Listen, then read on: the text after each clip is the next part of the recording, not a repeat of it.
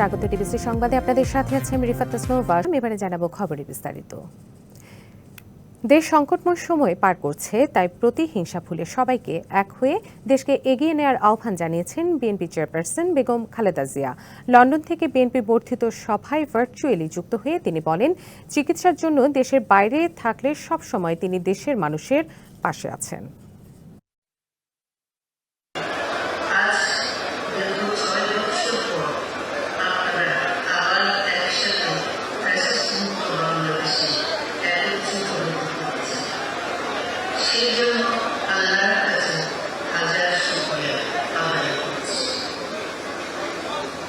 দীর্ঘ ফ্যাসিবাদী বিরোধী সংগ্রামে যারা শহীদ হয়েছিলেন এবং সম্প্রতি জুলাই আগস্টের ফ্যাসিবাদী শাসকদের নির্মম ভয়াবহ দমননীতির কারণে গণহত্যায় যারা শহীদ হয়েছে তাদের প্রতি আমি শ্রদ্ধা জানাচ্ছি।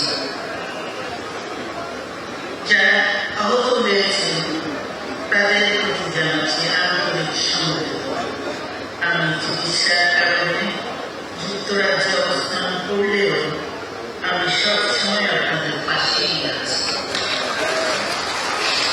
দীর্ঘ 15 বছর গণতন্ত্রের জন্য, আমার মুক্তির জন্য আপনারা যে নিরন্তর সংগ্রাম করেছেন এবং আমাদের অসংখ্য সহকর্মী প্রাণ দিয়েছেন, জুলুম নির্যাতনের শিকার হয়েছেন এবং প্রায় 1.5 লক্ষ মিথ্যা মামলায় জর্জরিত হয়েছে, এখনো আদালতের বারান্দায় ন্যায় বিচারের জন্য ঘুরে বেড়াচ্ছে।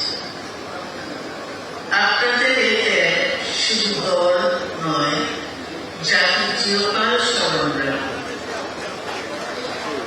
দেশ আজ এক সংকটময় সময় অতিক্রম করছে।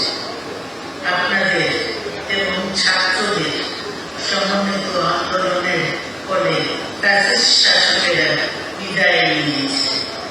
একটা অন্তর্বর্তীকালীন সরকার গঠিত হয়েছে। তাদের কাছে জনগণের প্রত্যাশা, রাষ্ট্র মেরামতের ন্যূনতম সংস্কার দ্রুত সম্পন্ন করে গণতান্ত্রিক ব্যবস্থায় ফিরে যাওয়ার জন্য সকলের কাছে গ্রহণযোগ্য একটি নির্বাচন সম্পন্ন করা। আমার বর্তমানে দলের ভারপ্রাপ্ত চেয়ারম্যান, সিনিয়র নেতৃবৃন্দ এবং আপনাদের সকলের সাথে সঙ্গে নিয়ে নিরন্তর কাজ করে দলকে সুসংহত করেছে। আমি আপনাদের ধন্যবাদ জানাচ্ছি।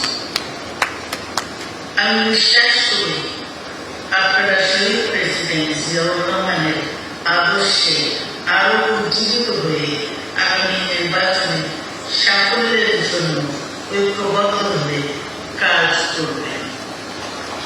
এমন কোন কাজ করবেন না যাতে আপনাদের এতদিনকার সংগ্রাম, আত্মত্যাগ বিফলে যায়। আমাদের সব সময় শহীদ প্রেসিডেন্ট জিয়াউর রহমানের সেই উক্তি মনে রাখা দরকার, ব্যক্তির চেয়ে বড়, দলের চেয়ে বেশি। বাংলাদেশের সর্বস্তরের মানুষ, বিশেষ করে তরুণ সমাজ আজ এক ইতিবাচক গণতান্ত্রিক পরিবর্তনের জন্য উন্মুখ হয়ে আছে। ক্ষুদ্র ক্ষুদ্র সংকীর্ণতা হলে দেশ ও জাতির বৃহত্তর স্বার্থে আমাদের কাজ করতে হবে। এখনো ফ্যাসিস্টের দোসররা এবং বাংলাদেশের শত্রুরা গণ-অভ্যুত্থানের মাধ্যমে প্রাপ্ত অর্জনকে নস্যাৎ করার জন্য গভীর চক্রান্তে লিপ্ত হয়েছে। ইস্পাত কঠিন ঐক্যের মাধ্যমে জনগণকে সঙ্গে নিয়ে এবং চক্রান্তকে ব্যর্থ করে দিতে হবে। গণতান্ত্রিক বাংলাদেশ নির্মাণের জন্য আমাদের সকলকে একযোগে কাজ করতে হবে। আসুন আমরা আগামী দিনগুলোতে শহীদ জিয়াউর রহমানের স্বপ্নের আধুনিক সমৃদ্ধ গণতান্ত্রিক বাংলাদেশ নির্মাণের জন্য আমাদের সর্বশক্তি নিয়োগ করি এবং এত ত্যাগের বিনিময়ে প্রাপ্ত এই অর্জনকে সুসংগত এবং ঐক্যকে আরো বেগবান করি। আমি যুক্তরাজ্য থেকে অসুস্থ অবস্থায় আপনাদের আহ্বান জানাতে চাই, আসুন জনগণকে সম্পৃক্ত করে বাংলাদেশ জাতীয়তাবাদী দলকে পূর্বের ন্যায় আন্দোলন, সংগ্রাম ও রাষ্ট্র পরিচালনায় নেতৃত্ব প্রদানে আরো ঐক্যবদ্ধ এবং সুসংগতভাবে গড়ে তুলি। আপনাদের মাধ্যমে ছাত্র, যুবক সহ দেশবাসীর কাছে আহ্বান রাখছি, আসুন প্রতিহিংসা, প্রতিশোধ নয়, পারস্পরিক ভালোবাসা ও ভ্রাতৃত্বের মাধ্যমে আমরা সকলে মিলে আমাদের প্রিয় মাতৃভূমিকে, বাংলাদেশকে সত্যিকার অর্থে একটি বাসযোগ্য উন্নত গণতান্ত্রিক রাষ্ট্রে পরিণত করি। আল্লাহ হাফিজ।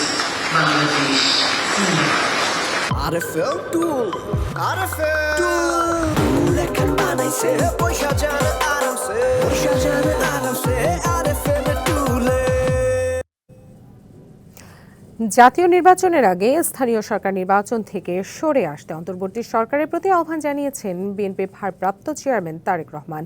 7 বছর পর বিএনপির বর্ধিত সভায় লন্ডন থেকে ভার্চুয়ালি যুক্ত হয়ে তিনি জাতীয় নির্বাচনের রোডম্যাপ ঘোষণা করার দাবি জানান। তারেক রহমান বলেন, সংস্কার এবং স্থানীয় নির্বাচনের কথা বলে জনগণের সামনে ধূম্রজাল সৃষ্টি করা হচ্ছে। স্থানীয় নির্বাচন আগে হলে তা হবে আওয়ামী লীগের পুনর্বাসন প্রক্রিয়া। বৃহস্পতিবার জাতীয় সংসদ ভবনের এলডি হল প্রাঙ্গণে আয়োজিত বর্ধিত সভায় স্বাগত বক্তব্যে বিএনপি মহাসচিব মির্জা ফখরুল ইসলাম আলমগীর দ্রুততম সময়ে নির্বাচন আয়োজনের আহ্বান জানিয়ে বলেন, নির্বাচনের সুনির্দিষ্ট নির্দেশনা না থাকায় জাতি হতাশ। গণতান্ত্রিক প্রক্রিয়াকে বাধাগ্রস্ত করতে একটি মহল সচেষ্ট রয়েছে বলেও অভিযোগ করেন তিনি। আইন শৃঙ্খলা পরিস্থিতির নিয়ন্ত্রণে কাঙ্ক্ষিত সাফল্য অর্জন করতে পারছে না, সেখানে জাতীয় নির্বাচনের আগে স্থানীয় নির্বাচন অনুষ্ঠানের নামে কেন দেশের পরিস্থিতি আরো ঘোলাটে করতে চাইছে, এটি জনগণের কাছে বোধগম্য নয়। অন্তর্বর্তীকালীন সরকারের প্রতি আহ্বান, সারা দেশে গণহত্যাকারীদের দোষর মাফিয়া চক্রকে পুনর্বাসনে স্থানীয় নির্বাচন অনুষ্ঠানের পরিকল্পনা থেকে সরে আসুন। আগস্টের পরিবর্তনের পরে ফ্যাসিস্ট হাসিনা দেশ থেকে পালিয়ে ভারত রাষ্ট্রে যাওয়ার পরে আমাদের দেশের অবস্থার পরিবর্তন হবে। অতি দ্রুত দেশে জনগণের ভোটাধিকার ফিরিয়ে দেওয়া হবে এবং জনগণ তাদের ভোটাধিকার প্রয়োগ করতে পারবেন, প্রয়োগ করে তারা তাদের প্রতিনিধি নির্বাচিত করতে পারবেন। কিন্তু আমরা দুঃখের সঙ্গে দেখেছি, ব্যক্তি এখনো যতক্ষণ পর্যন্ত সেই লক্ষ্যে আমরা সুস্পষ্ট কোন নির্দেশনা পাচ্ছি না। রোহিঙ্গা সংকট নিয়ে মিয়ানমারের সাথে কথা বলে সংকট সমাধানের দিকগুলো খুঁজে বের করতে হবে, এমন মন্তব্য করেছেন জাতিসংঘের শরণার্থী বিষয়ক হাই কমিশনার ফিলিপো গ্র্যান্ডি। 3 দিনের ঢাকা সফরে পররাষ্ট্র উপদেষ্টার সাথে সাক্ষাৎ শেষে তিনি এসব কথা বলেন। সকালে পররাষ্ট্র মন্ত্রণালয়ে উপদেষ্টা তৌহিদ হোসেনের সাথে সাক্ষাৎ করতে আসেন ফিলিপো গ্র্যান্ডি। রোহিঙ্গা সংকট এবং তাদের প্রত্যাবর্তন, রোহিঙ্গাদের জন্য আন্তর্জাতিক মানবিক সহায়তা অব্যাহত রাখা নিয়ে কথা হয়েছে বলে জানান তিনি। রোহিঙ্গা সংকট নিয়ে চলতি বছরে আন্তর্জাতিক সম্মেলন আয়োজনে জাতিসংঘ কী ভূমিকা পালন করবে তাও জানানো হয়েছে বাংলাদেশকে, জানান Filippo Grande. We discuss also the importance which I have always বৈঠকে মিয়ানমার প্রসঙ্গে আলোচনা হয়েছে। বৈঠকে রোহিঙ্গা সংকট নিয়ে চলতি বছরে আন্তর্জাতিক সম্মেলন আয়োজনে জাতিসংঘের ভূমিকা এবং বাংলাদেশকে রোহিঙ্গা ইস্যুতে সহযোগিতা করার মতো বিষয়গুলো নিয়ে আলোচনা হয়েছে। এখনও স্বাভাবিক হয়নি সাজেকে আগুনে ক্ষতিগ্রস্তদের জীবন। লুসাই এবং ত্রিপুরা সম্প্রদায়ের 2 শতাধিক মানুষ এখনও গির্জা ও মন্দিরে আশ্রয় নিয়েছেন। এখনও পুড়ে যাওয়া ধ্বংসাবশেষ সরানো হয়নি। আশ্রয় কেন্দ্রের আশেপাশের বিভিন্ন গ্রাম থেকে সরবরাহ করা খাবারেই দিন চলছে ক্ষতিগ্রস্তদের। এদিকে গতকাল ক্ষতিগ্রস্ত এলাকা পরিদর্শন করেন পার্বত্য চট্টগ্রাম বিষয়ক উপদেষ্টা ও জেলা প্রশাসনের তদন্ত টিম। গির্জা ও মন্দিরে আশ্রয় নেওয়া ৩৬ পরিবারকে অর্থ, চাল ও শুকনো খাবার দিয়েছে স্থানীয় প্রশাসন। অন্যদিকে পার্বত্য উপজেলা ক্ষতিগ্রস্ত পরিবারগুলোর জন্য ২ মেট্রিক টন খাদ্যশস্য বরাদ্দ ও কটেজ রিসোর্ট মালিকদের জন্য কর্পোরেট লোনের ব্যবস্থার কথা জানান। এদিকে সাজেকে পর্যটক আসতে শুরু করায় আশা দেখছেন পর্যটন ব্যবসায়ীরা।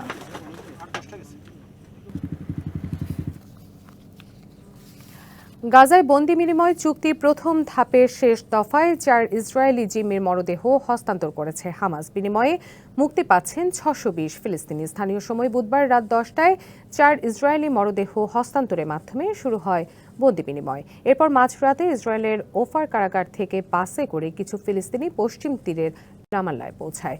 বাকি বন্দীরা কখন মুক্তি পাবে তা এখনও জানা যায়নি। এর আগে গেল শনিবার ৬২০ ফিলিস্তিনিকে মুক্তি দেওয়ার কথা থাকলেও রোববার এক ঘোষণা দিয়ে বন্দি বিনিময় স্থগিত করে তেল আবিব। এদিকে গাজা নিয়ে ভবিষ্যৎ সিদ্ধান্ত ইসরায়েলকেই নিতে হবে বলে জানিয়েছেন মার্কিন প্রেসিডেন্ট ডোনাল্ড ট্রাম্প। সংবাদে এই ছিল এখনকার মতো। ডিবিসি নিউজের সংবাদগুলো পড়তে ভিজিট করুন ডিবিসিনিউজ.tv, ভিজিট করুন ডিবিসি নিউজের ফেসবুক পেজ এবং ইউটিউব চ্যানেলে। সঙ্গে থাকুন।